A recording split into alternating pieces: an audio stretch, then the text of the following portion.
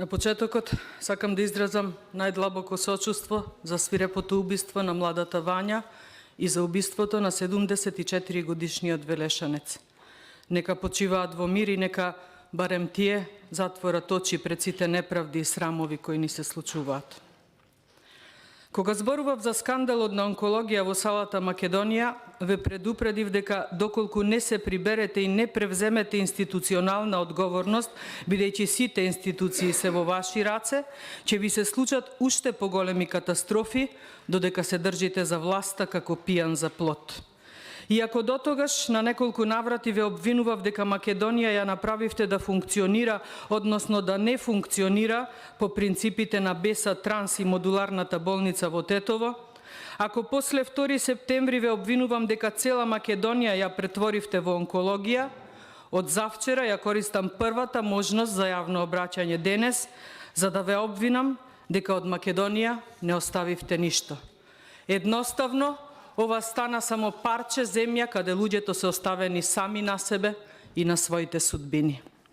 Знам или верувам дека и на вас ви е тешко деновиве да зборуваме за буџетот за следната година, но ве предупредувавме со време. Вашата бахатост и незаинтересираност ве доведе во ваква незавидна и срамна положба, но заедно со вас и сите нас. Мене искрено од завчера не ми се зборува, не ми се јаде, не ми се мисли за следната година. Во оваа европска Македонија насред Белден е убиено девојче од 14 години, зашто европскиве ни институции ни обелоденуваат официјално после 7 дена од нејзиното исчезнување и убивање. Верувајте дека заедно со вашиот срам се срамиме сите, но заради вашиот срам убиено е девојче. И не знам како ќе ме наречете или обвините за ова, но верувајте дека буџетот за 24-та, па макар и да беше најдобриот и најдобронаменскиот, нема вредност, иако е највисокиот досега.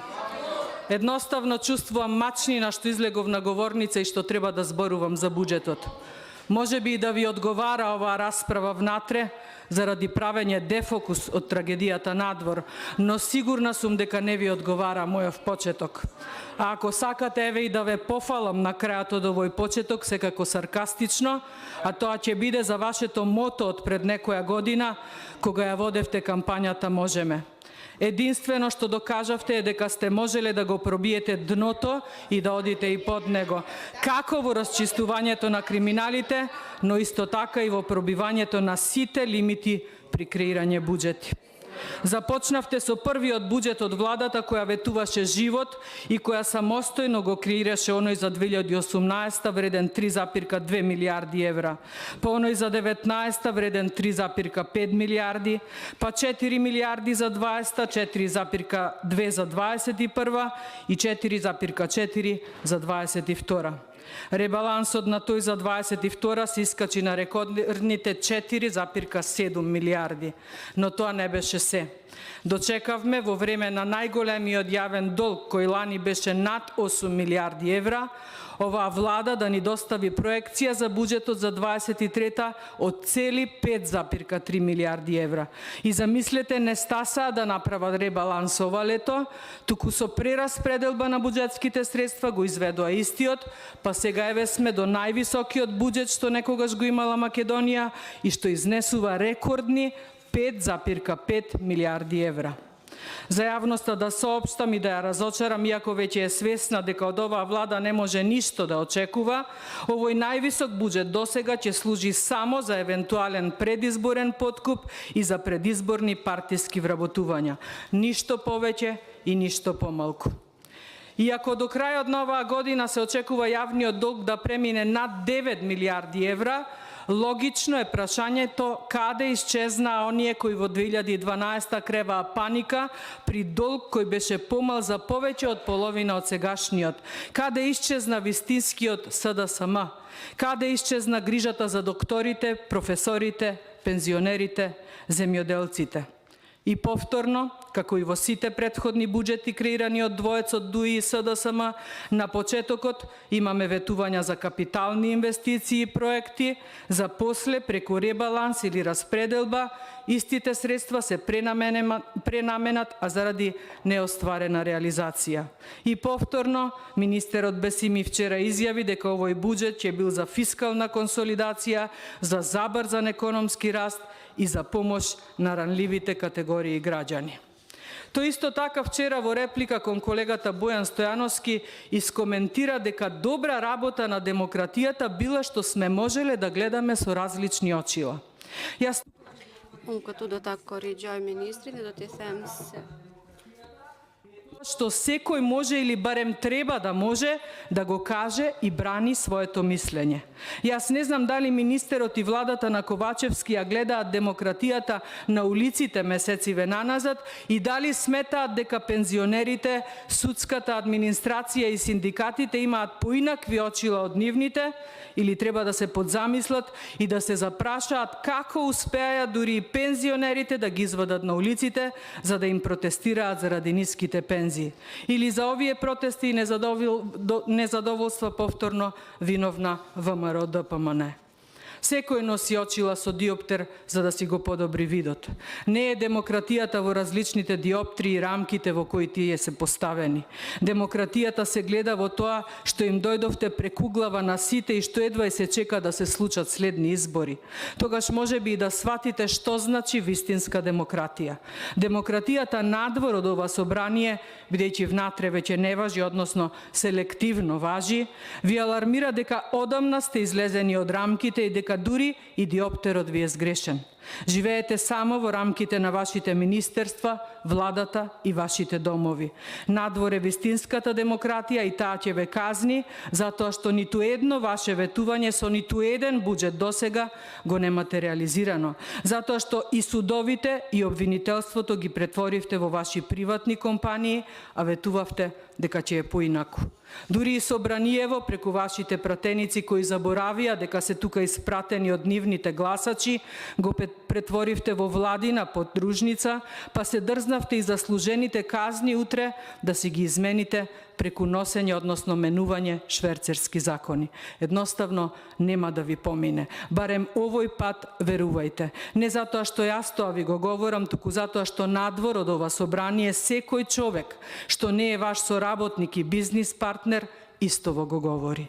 Едноставно, вашите планови за предизборен подкуп со овој мегаломански буџет тешко да се остварат и овој пат, затоа што овој осиромашен и оплјачкан македонски народ не сака милостина со која ќе помине недела или две. Не можете вие да го купите македонскиот граѓанин со 100 или 200 евра, а при тоа да сте му крателе исто толку или повеќе секој месец. При тоа да не сте му овозможиле пристоен живот, пристојна храна, пристојни здравствени услуги, пристоен мир. Велеа некои на времето дека нема правда и нема мир. Денес истите тие донесо еден куп неправди и немир. Македонските граѓани немаат мир во своите души, мир во своите домови. Колку што се плашат за нивното преживување од први до први, толку се плашат и за сочувување на своите и животите на нивните најблиски. Не се чувствуваат безбедни ни во своите домови, не се чувствуваат згрижени ни во здравствените установи, не се чувствуваат услужени ни во превработените институции, не се чувствуваат заштитени од безбедносните ни установи. Треба уште да набројувам или сум морбидна, лоша, гнасна уста или погани зборови. Свестете се и размислете. 7 години сте на власт. Еве не се полни 7, ама 6,5 ќе бидат точно на нова година. Тоа се повеќе од половина од владењето на режимот, како што вие милувавте да го наречете. И еве не мора повеќе од половина, ама барем 1/3 да имавте сработено и реализирано од она што режимот го направи. Кај се автопатиштата? Ние ве прашуваме за автопатишта, вие зборувате за локални патчиња. 8 месеци пројдоа договорот со Бехтел Јенка. 1 милиметар не е започнат со градба. Онаа детонацијата може би уште да ви одзвонува во ушите, бидејќи таблата кај Тетовска патарина веќе не е достапна за ничии очи, па ни за вашите. А колку пари ги чини македонските граѓани овој животен проект на еден вице-премиер. Или дали нивните плати го следеа трендот на инфлацијата периодов? Милувате да се правдате со нумеричкиот износ на минималната плата, колку бил во време на режимот, а колку денес. Кажете која е нејзината вредност или колку чини потрошувачката кошничка денес, а колку чинеше во време на режимот. Повторно ќе се навратам, не е до очилата и демократијата, туку е до сиромаштијата кај народот и ерамилакот кај власта. Ајде на почетокот на вашето владење некој и да ја оправдаше вашата ненаситност и желба за пари. Но во време на ковид пандемијата, во време на енергетската, топлотната и финансиската криза, вие да крадете, а народот да трпи заради кризата, мислам дека беше претерано, но дури и потценувачки, бидејќи сите ваши неуспеси и кражби истовремено ги оправдувавте со кризите. Видете, ако беше криза, сите ќе трпеа. Не може во време на пандемија и на над 10.000 починати министерот за здравство да профитира при набавката на вакцини. Не може во време на енергетска криза поединци и фирми да стануваа магнати од ископ на јаглен, а македонските граѓани да стравуваа за снабдување со струја и да плаќаа енормно високи сметки. Не може некој да се фали со воведување биолошка терапија за онколошките пациенти, а од набавката на истата да се богати. Едноставно, веќе не може на народот да му продавате ефтини приказни за скапи пари. Не може по 7 пат да ја продавате приказната за капитални инвестиции, затоа што цели 7 години не видовме ниту една.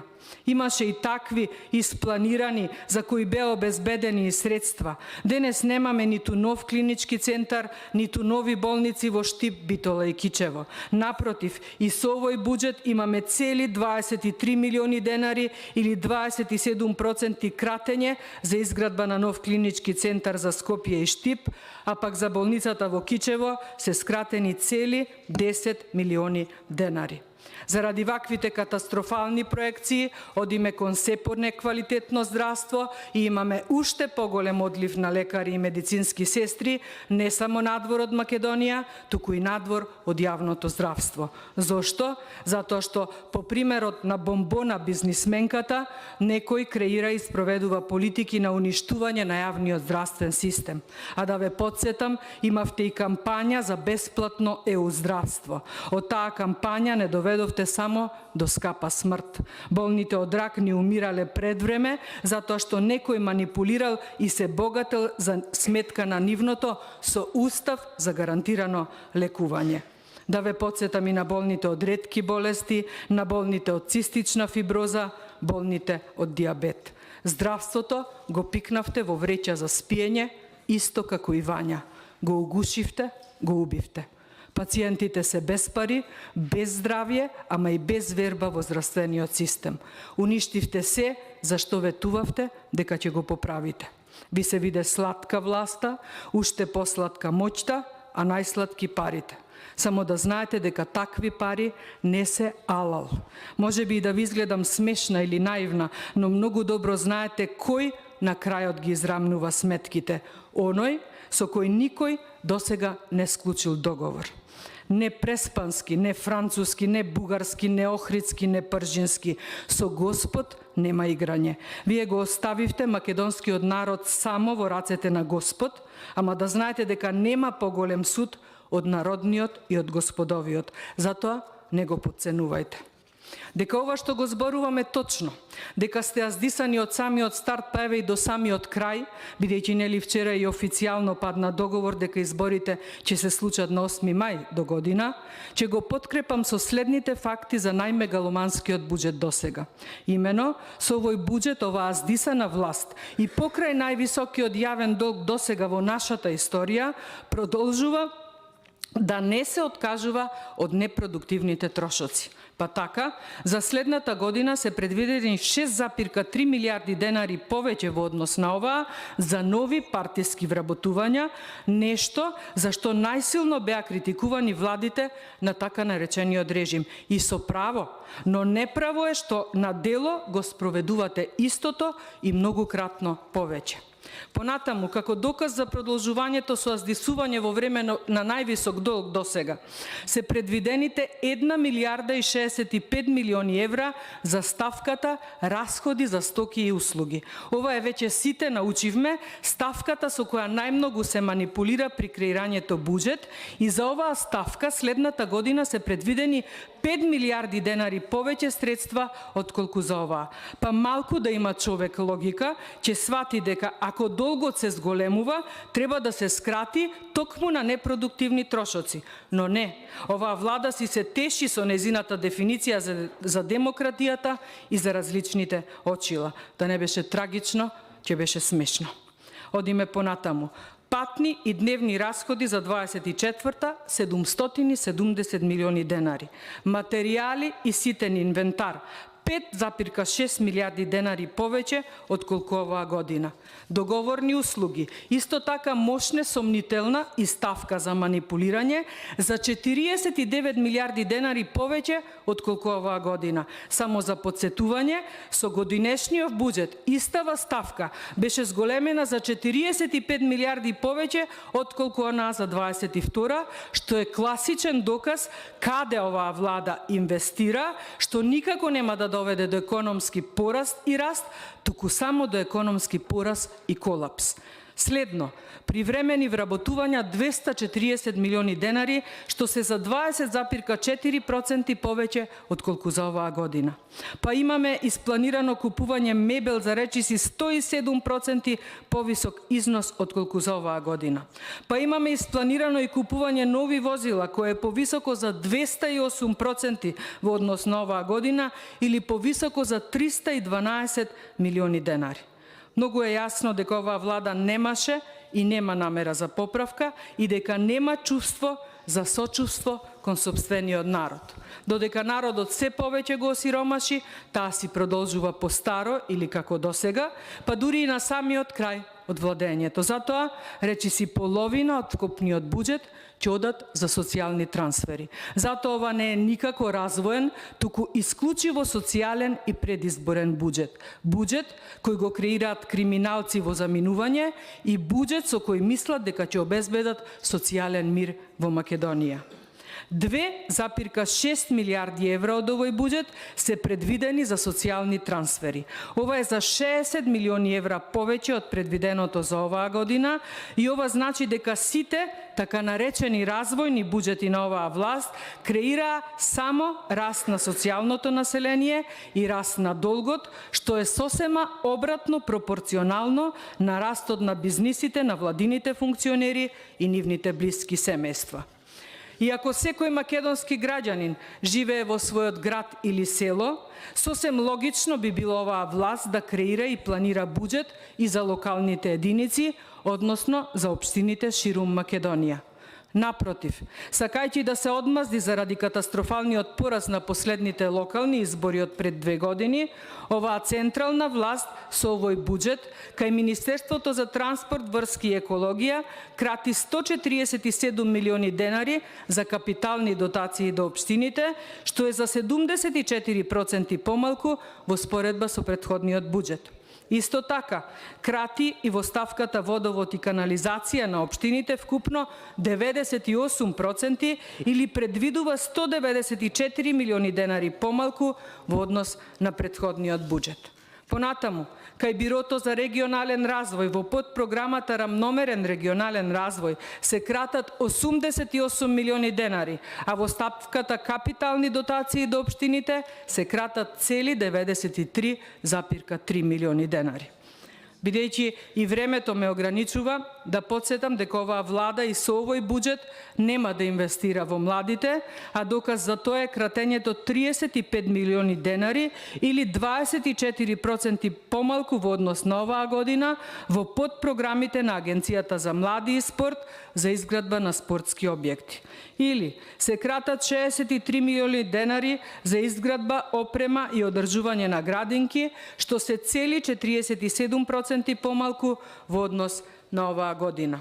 Конечно, Бидејќи мојот говор за буџетот го започнав со потфрлањето на македонската полиција и институциите, да соопштам дека со овој најмегаломански буџет досега се кратат цели 79 милиони денари или 13% помалку во однос на оваа година за реформи на полицијата, додека пак за подпрограмата борба против корупција и организиран криминал се предвидени 0 денари.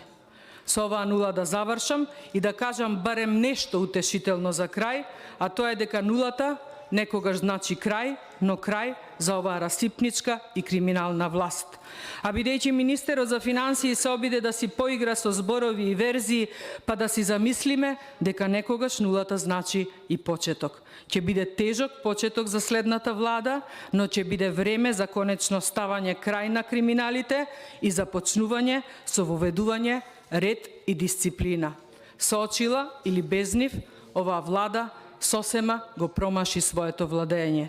Следува влада за која демократија нема да бидат различните очила, туку волјата и потребите на македонскиот народ. Влада која ќе започне со воведување ред и дисциплина прво во сопствените редови, а потоа и во сите други. Ви благодарам. Ви благодарам и на вас.